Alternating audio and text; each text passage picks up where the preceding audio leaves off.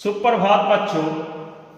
आज हम आपके बीच चर्चा करेंगे सिलेक्शन ऑफ कंटेंट, विषय वस्तु का चयन। विषय वस्तु का चयन हम आप भी अपने दैनिक जीवन में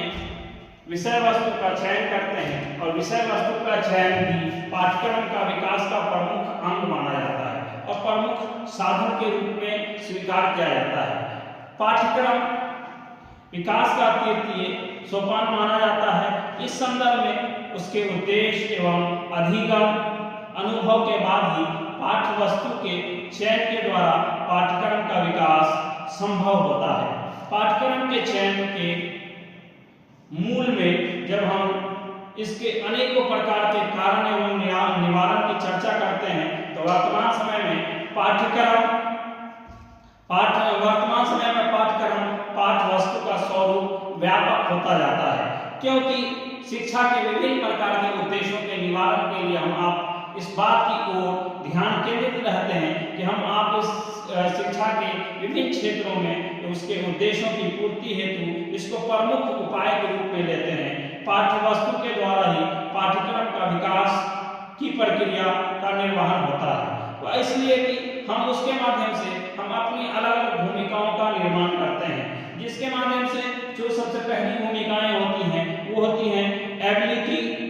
एंड लेवल ऑफ स्टूडेंट, छात्रों की योग्यता का स्तर। Ability and level of students, छात्रों की योग्यता का स्तर। हम आप अक्सर छात्रों की योग्यता के संदर्भ में चर्चा करते हैं और ये प्रयास करते हैं कि छात्रों की योग्यता का जो स्तर है वो जो स्तरीकरण होता है उस स्तरीकरण के माध्यम से हम आप चाहते हैं कि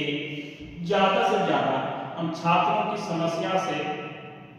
अवगत हों, और छात्रों की समस्या से अवगत होने के लिए जरूरी है कि हम आप छात्रों की योग्यता एवं उसके स्तर को जानें। वर्तमान समय में पाठ्यक्रम का जो स्वरूप है वो एक व्यापक रूप में है, और जब वो एक व्यापक रूप ग्रहण कर रहा है तो प्रत्येक छात्र की योग्यता एवं उसका स्तर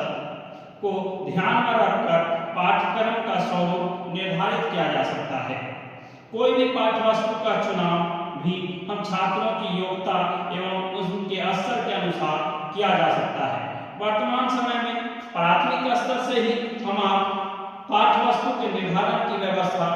न होने के कारण एक सामान्य पाठ्य वस्तु की रचना की जाती है। इस रचना के कारण छात्रों के अंदर योग्यताएं तो आती हैं, योग्यता के माध्यम से सभी छात्रों के अंदर योग्यता एवं उसका स्तर ध्यान में रखा जाता है, इसलिए कि पाठ्य वस्तु की जो व्यापकता है